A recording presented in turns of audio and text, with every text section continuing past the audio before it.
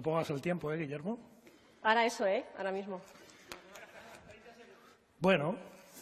Bueno, pues en 30 segundos os podemos decir que nuestra charla se titula E igual a ART por C al cuadrado. De izquierdas. Es que además puede cambiar, Puede cambiar. No. ¿No? ¿Otros 30 segundos? Javi, ¿qué me tienes que decir? A ver. No te irás, no saldrás corriendo, ¿no? Javi, no me dejes sola, por favor. Me voy a desmayar. Me ha dicho que se va a desmayar, como le pasará esto, y se va a desmayar. ¿Quién me ayuda atrás a arrastrar de él? Mira, ya está, ya lo tenemos. ¿Sí? Vale. Una dosis. Siguiente diapositiva. La historia que os vamos a contar hoy, no por ser muy conocida, deja de ser absolutamente espeluznante. Este cuadro seguramente lo conocéis todos. Muchos de vosotros lo habréis visto en directo y todos lo habréis visto en alguna representación porque es uno de los cánones de la historia del arte. Relata un viaje, el viaje de la fragata de la Medusa, que partió de Francia camino de Senegal y encalló en las costas de Mauritania porque lo dirigía un capitán inexperto y, como veréis, cobarde. Cuando el barco encalló, el capitán, olvidando todas las leyes del mar, cogió los botes salvavidas y se marchó con su tripulación. Y dejó a 147 desgraciados en la fragata que improvisaron una balsa.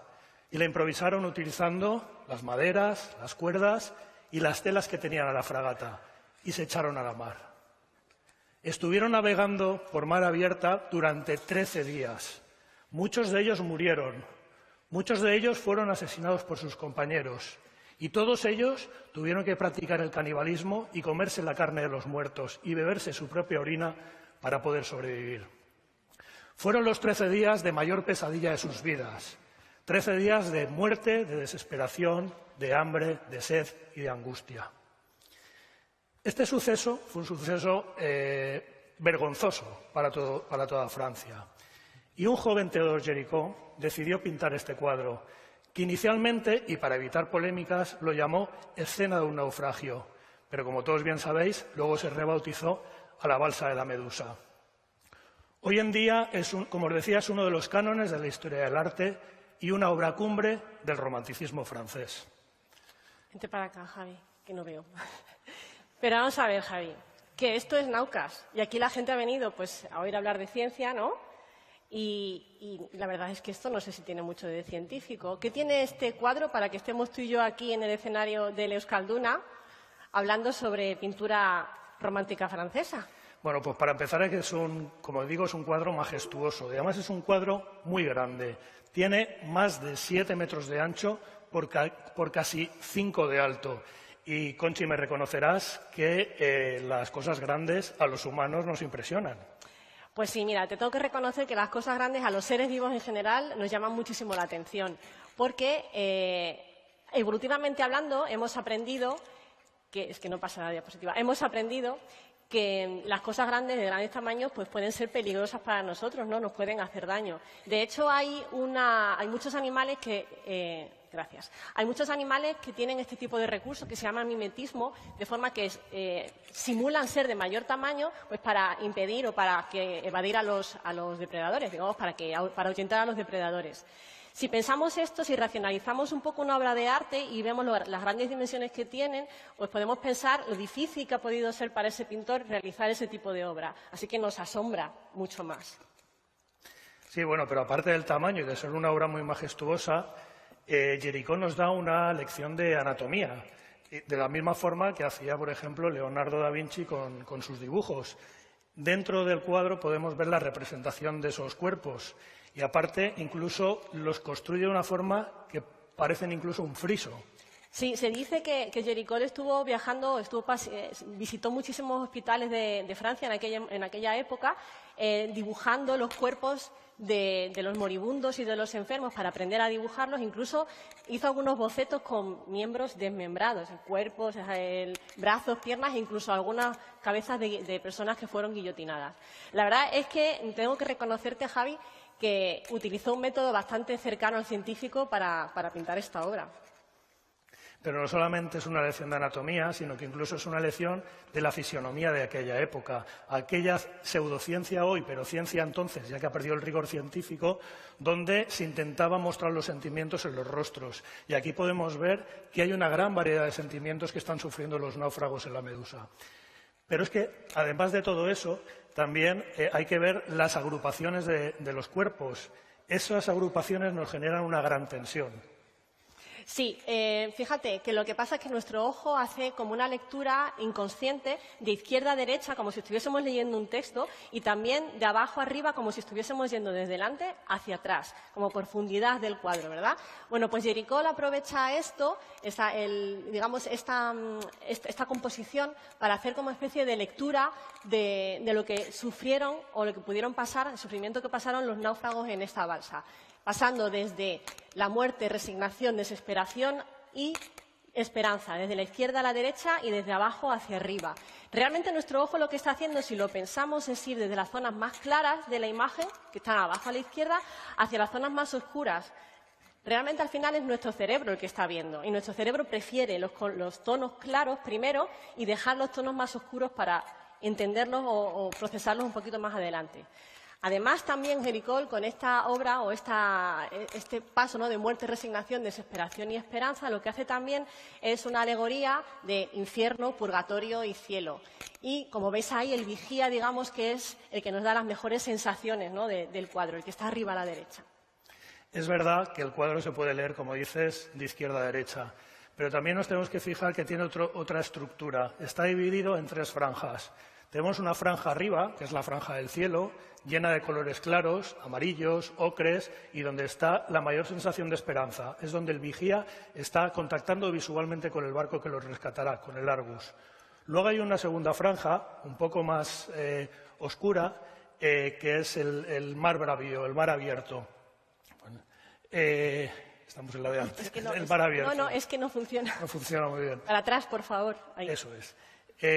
Y luego hay una tercera franja que es un poco menos evidente, que es donde ocurre todo el drama, donde están los cuerpos, y es la franja que forma la balsa. Si os fijáis, este cuadro se puede leer, como decía Conchi, de izquierda a derecha, pero también se puede leer de abajo a arriba. Pasamos de los sentimientos de mayor desesperación y muerte progresivamente hacia arriba, hacia la zona más clara y llena de esperanza. Y es ahí donde el vigía contacta visualmente con el Argus. Y si os fijáis, Géricault decide pintar muy pequeño el barco. Es una silueta perdida en el horizonte, en la lontananza. Si hoy no supiéramos lo que hubiera pasado, tendríamos incluso dudas de si la balsa La Medusa fue rescatada finalmente o no por el Argus. Pero es que además, para crear todavía mayor sensación de angustia, Géricault decide alejar la barca. Si os fijáis, el viento sopla de derecha a izquierda inflando la vela y alejando la balsa de su rescate, del Argus. ¿Cómo consigue Géricault esta imagen de profundidad? Porque realmente la realidad está formada por 3 dimensiones, ¿no? El alto, el ancho y la profundidad. Fíjate la profundidad de aquí, Javi.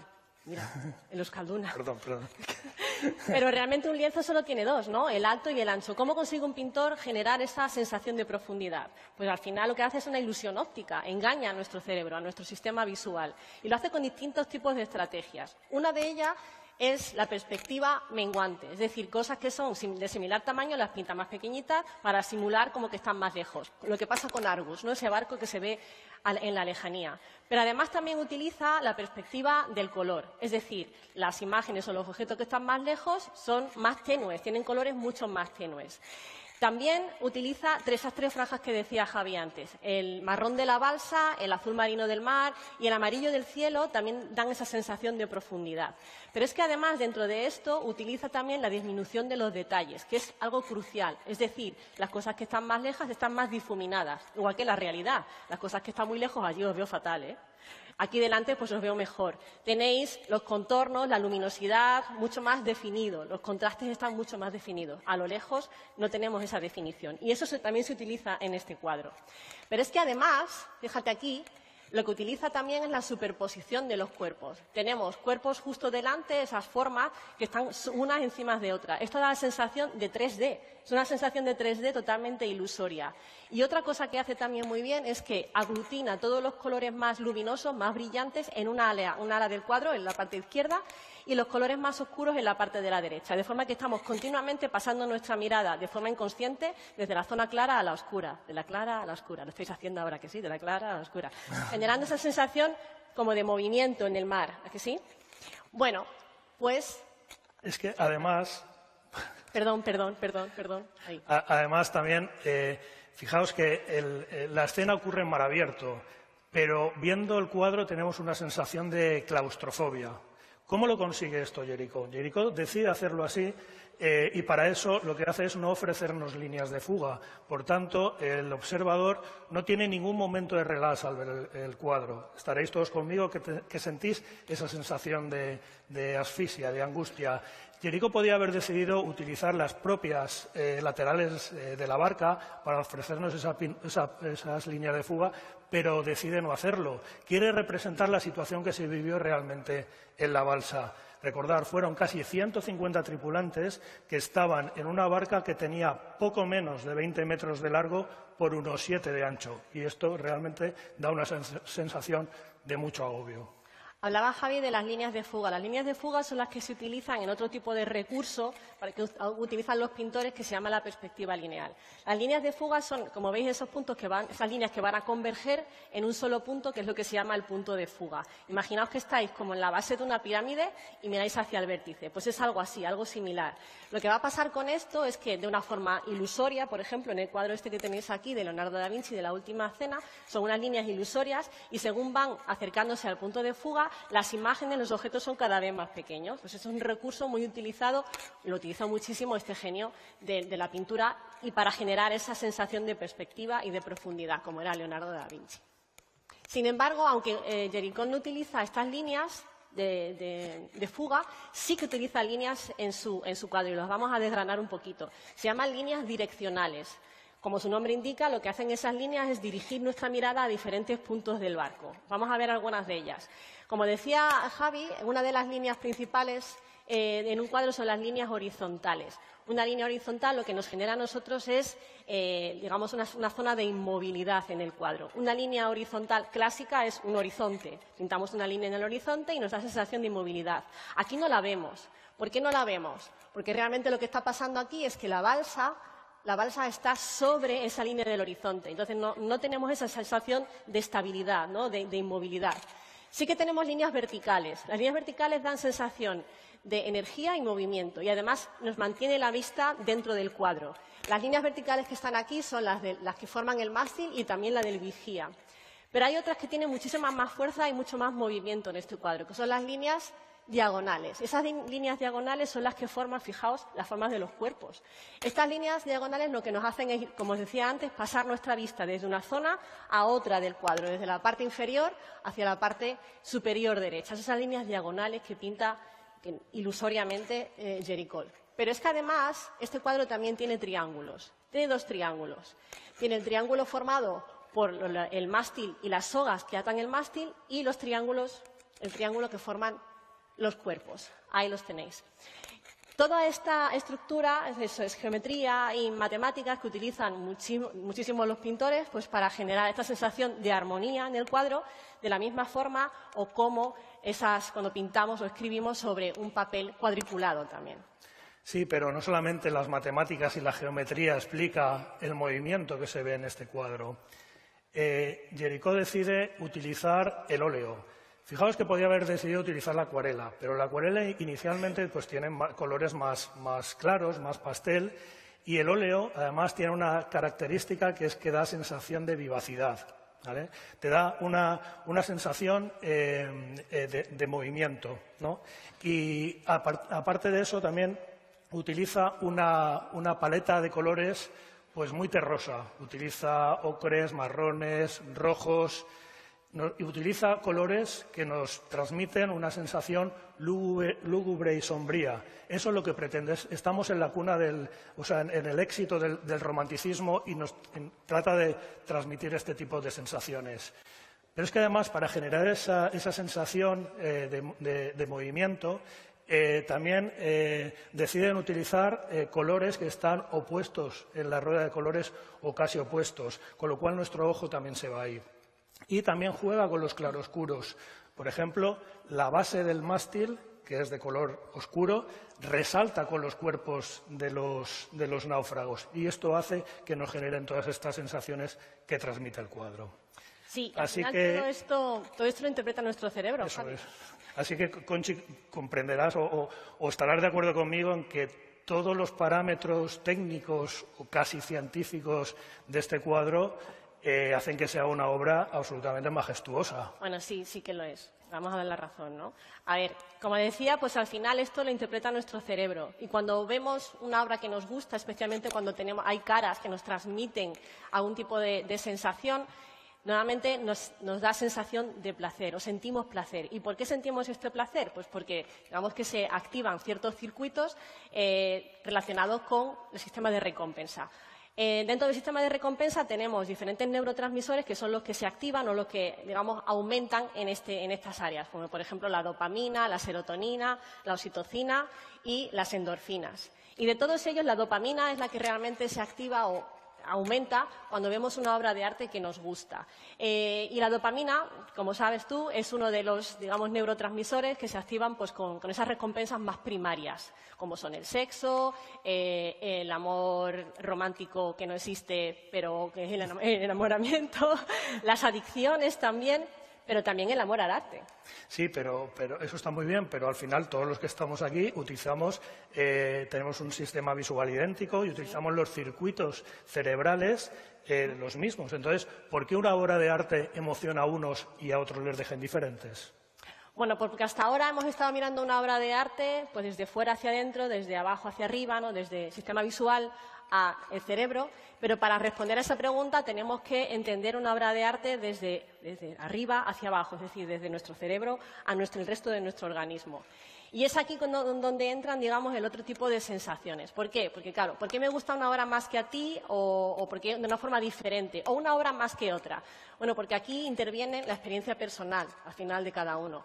Lo que va a pasar es que nosotros vamos a rellenar esta obra de arte con nuestra experiencia personal, con nuestros recuerdos y nuestros sentimientos. Nosotros no miramos una obra de arte como si fuésemos una cámara de fotos, sacando fotos y ya está, sino que esas imágenes al final se van a integrar en nuestro organismo, en nuestro cerebro, con el resto de nuestros pensamientos, recuerdos y emociones. Y no solo eso, ¿no?